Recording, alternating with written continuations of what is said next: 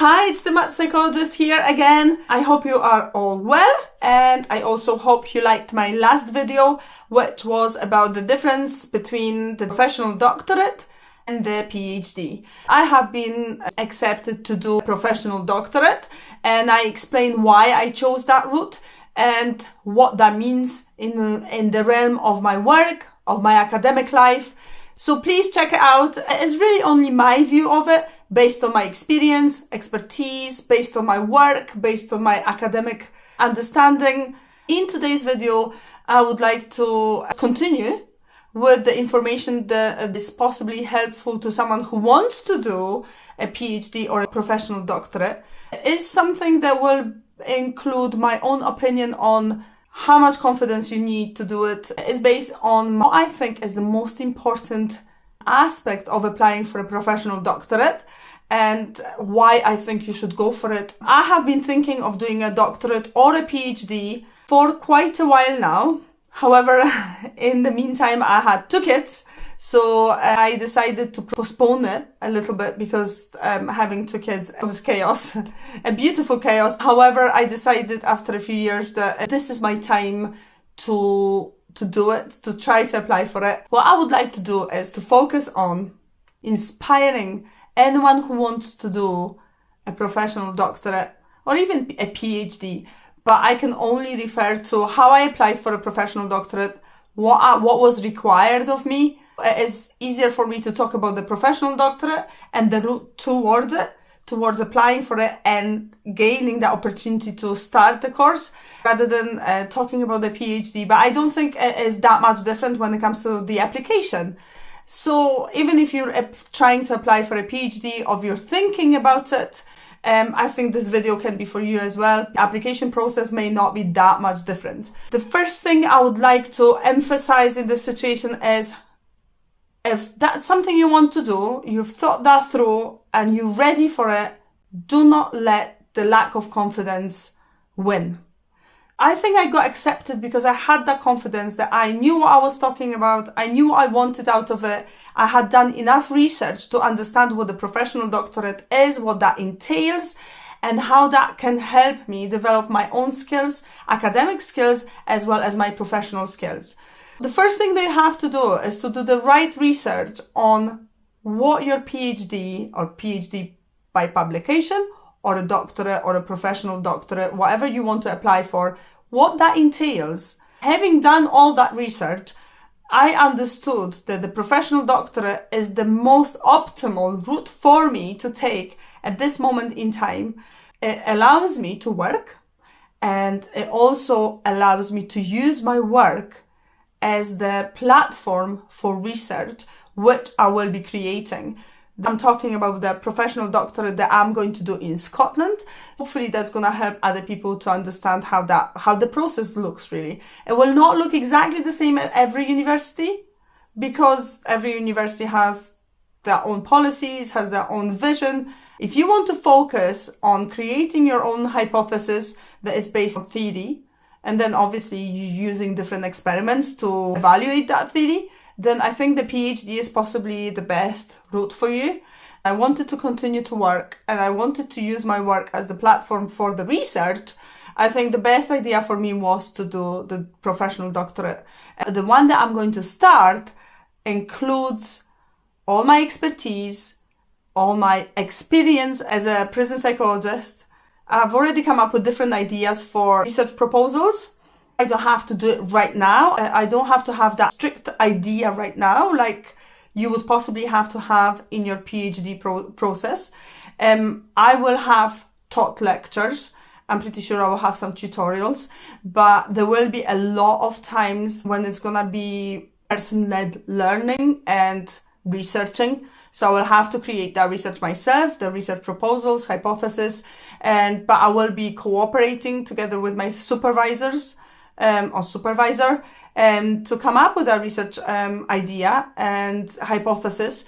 But that will happen within the first year. Within that time, I will gain more knowledge on how to actually structure that proposal that I would have, because it will be strictly based on my work, my professional life. So it either will involve evaluating or re-evaluating the aspects of my professional life, which is being a prison psychologist in the forensic settings, or it will involve aspects of my work, such as interventions, offending behavior programs, risk assessments, so something that relates to prisoners. So I am not sure which one I'm going to focus on. During the process of application, I have given some ideas. I have given the scenarios, how I see it happening in the future, how I see the research being developed. I also have given my ideas on why that would be valid in the situation, why that research could be beneficial to the institution that I work for, how that could be beneficial to me and to the university. I researched it. I decided that's exactly what I want to do. That's exactly what really fits my vision of my place as a psychologist in the future. I had to submit a lot of documents. I also had to submit a personal statement. I had to lay out why I am the perfect candidate for that professional doctorate. My advice for you is do not make it dry.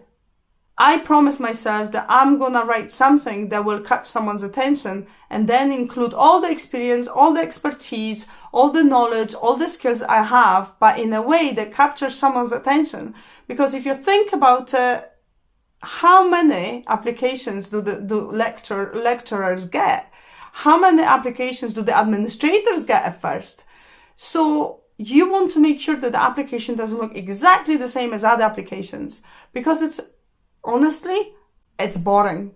I read some applications, I read some personal statements. Just as an example, I also went on the internet and looked for the best personal statements, the most captivating personal statements for professional doctorates in the world to see. And I didn't really follow any specific structure. What I did is I decided that I need to present myself as a person, as an individual, as a professional, and as someone who is able to do research and who is motivated and passionate about that professional doctorate. If you're not really passionate enough, but you just want to gain your degree, another degree, I think reconsider it and just find something that you're passionate about. It is so much easier to write something that you like writing about. The moment I started talking about my journey from when I left my country to complete my Erasmus studentship, finding myself in Belgium and then finding myself in Scotland, finishing my university, getting a job in prison services and gaining all the experience, life experience as well, getting all that experience, all that expertise. And the best of all, I think the most important thing is to share your reflections on that, on your experience you have gained as a person, as a professional, and what are the reflections? What are you evaluating in your life? Why is this the right time for you to do the professional doctorate? Why do you think that fits in your life situation? Why do you think your lifestyle will allow you to do it? How are you prepared to show the assessors you are the right person to do it? Another piece of advice that I could give you is such cliche: be yourself. I this time decided to be myself, to use my knowledge. I am in a better position because I've had experience working in a prison settings. I've got scenarios that I can talk about. It is a very high intense job. So many examples of me using my skills, communication skills, my resilience, my reflection, my self-reflection, my confidence, sometimes dealing with lack of confidence. It is so much easier for me to decide on what I really want to develop, what strategies I may want to develop, what gaps I see in the system, in the organization I work for, what gaps I see in my profession. All of those aspects are something that will make your application more meaningful and more successful. It took me a few months to prepare myself. No, I'm not saying every single day I would be reading books. I realized at the end of the day that I may not remember everything from university, how the research should be structured. Another piece of advice that I will have for you when it comes to questions about your research experience. What I really found out is it's not about the specific research answers. It's about how you are able to understand how you can use research together with your profession. How can you combine those two? Why is research important in your professional background? How do you understand what the research is, what the abstract is, what the methods are, what the experiments are? How do you understand the discussion at the end of it, but not to the specific point? Why do you want to utilize research understanding in your professional settings? That was one thing that really stressed me out initially, because I was thinking, I don't remember exactly the specific research methods or the specific research experiments or statistical analysis. I don't really fully remember what they are and the names of it. And then I realized that's not what they need, because that's something you can learn. And I'm pretty sure the system that we used to use 10 years ago when I was doing my master's degree is a little bit different to the system that you're using now. So that's not what the assessor needs. They need you to tell them why it is important to use research in your applied setting. That's what's more important. How are you going to combine the two? And then the specifics, you're going to learn that. But how are you going to get that knowledge? When are you going to get that knowledge? Where are you going to get that knowledge from? That's what's needed. So please do not get stressed about the research, about the statistical analysis. You don't really need to know every single detail of that. They really want your reflections. That's what they want. They have to be meaningful. They have to be well thought through. They have to be presented in a very confident manner. You can use that in your personal statement. Obviously, every university will have different guidelines for personal statements, but use it, explain your reflections, but explain it in a way that is interesting. There could be 1,000 people applying for a PhD. They don't have so many spaces. They have to choose someone who is interesting, who knows what they are talking about, but who also is passionate about the subject they want to talk about and research.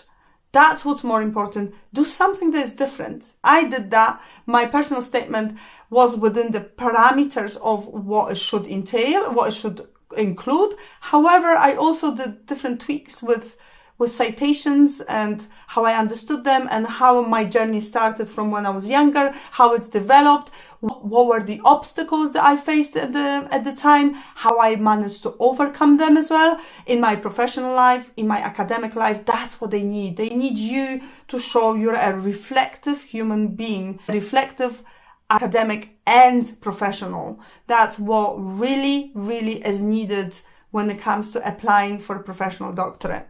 Then when it comes to the interview, what I would suggest again, just talk as if you were talking with your professional colleagues. I'm pretty sure if you're in a professional setting, you have a lot of conversations that are controversial. You have a lot of conversations where you discuss how you don't agree with some of the aspects of your work. There are conversations when you complain about the aspects of the work that are not working, how you think you could change it. I'm pretty sure you've got conversations about what you would like to do in the future, how you want to change your path, how you want to follow your path, how you want to implement everything that you know in creating a new path for yourself in professional life. All of those things are relevant when applying for a doctorate in an interview. Why are you the perfect candidate for it? And it's not just to say because I'm amazing, it's to actually show how you understand the link between your professional life and the academics. What's the link? How can we utilize it? What benefits is that going to give your agency, your organization? What benefits is that going to give science? What benefits is that going to give you? Because you need to get some benefits for yourself. And I'm not talking about materialistic benefits of getting a degree. It's to develop your knowledge, develop your skill set, to understand that you learn every single day. Even if you're the highest caliber person in your company, you need to show them that you are so reflective that you understand that every single day is a lesson. But you just need to present it in a very nice, in a very eloquent manner. You don't have to use massive jargon words, because they are boring, and sometimes people will never understand that, because obviously if you're applying for a professional doctorate where you're going to use your work, the lecturers are not going to understand your jargon. So don't use that too much. And if you do, explain quickly what that jargon means. What they really need is your personable stand, professional stand, and how you're going to fit in academics in it, in that whole bag of experience, expertise, and in the whole bag of your own personal vision. I have given you a few pieces of advice, but the most significant piece of advice for you is be confident. Regardless of what everyone says, be confident. Don't try to say to yourself that you don't know this, you don't know that. If you think you've got enough knowledge, if you've got enough experience, if you've got enough personality, if you've got enough passion, if you think all of those things are there for you right now, then go for it. Absolutely go for it. Do not make other people's questioning be your signpost for your confidence. That's absolutely something that may jeopardize your own development, your self-academic and professional exploration. Just go there, be yourself, and have a discussion with the lecturers. At a doctoral level, you need to know that those people don't treat you as someone that they need to teach. They treat you as someone that they want to work together with. That's the difference. They treat you as someone who has already gained a lot of knowledge, who has got enough knowledge to work together with your supervisors, not to work for your supervisors. They want to empower you with the knowledge they've got, but they also appreciate the knowledge you have and the experience that you have. Start from thinking like that. That's the only way you will understand you've got enough confidence to go through the application successfully. I'm very serious today. I should maybe start smiling, but because it's a very positive subject, it's a very positive video. I just want to inspire everyone who's trying to go for interviews, PhD or doctorate. I only talk about doctorate because I have got accepted in that sphere of academics. So I just wanted to make sure that everyone understands that they can go for it. They should have enough confidence because they've got enough experience and expertise, and they've got enough reflections. They've got a significant amount of reflections in that field, in the field of their passion, to talk about it, to discuss it, to make other people be interested. Go for it. I have given you a few pieces of advice. They may work for some people, they may not work for some people. Remember, not everyone has got exactly the same experience. Maybe some people who apply for PhDs or professional doctorates have got completely different experience. But this is my own experience. And I have got to the point when I have been accepted, when I'm going to start a course right now. So I'm giving you some of the advice. I hope someone will benefit from my advice. And if you've got any questions, please ask me. I will be delighted to answer. Good luck. If you've got ideas, if you want to go for it, if you want to do a PhD or a professional doctorate, or even other levels of education, if you want to proceed in your education, please do. If that's something you want to do, but also prepare yourself. It's not that you can just, some people can go and not without preparation and they're lucky, or they've got enough knowledge not to do much and they accept it. Of course that happens, but to maximize your chances, prepare yourself. Everything is on the internet. Watch YouTube videos. When people do what I'm doing right now, watch a lot of them. And you know what? Don't take everything for granted. Then come up with your own idea, with your own personal vision. Come up with your own customized way of applying for things, because that's what's really necessary. Simplistically, it's boring to look through applications that look the same. A lot of people who will apply for PhDs or doctorates, they will have very similar experience, because obviously they would not be applying for it. They have to have some level of experience. So what distinguishes them from each other is how they present it, how they present that reflections, and how they make themselves look interesting and reliable as well. So please watch different YouTube videos, please listen to podcasts and use it to your advantage and make your own portfolio in your head. Good luck. I hope I've helped some people to make that decision. I hope that I've inspired you to proceed in your education. Thank you so much for watching. Please subscribe if you like my videos. It really supports me and gives me motivation and gives me inspiration. I've got a lot to offer. I've got a lot of subjects, topics that I can talk about. I hope you have a lovely day or lovely night wherever you are, and see you next time. Bye.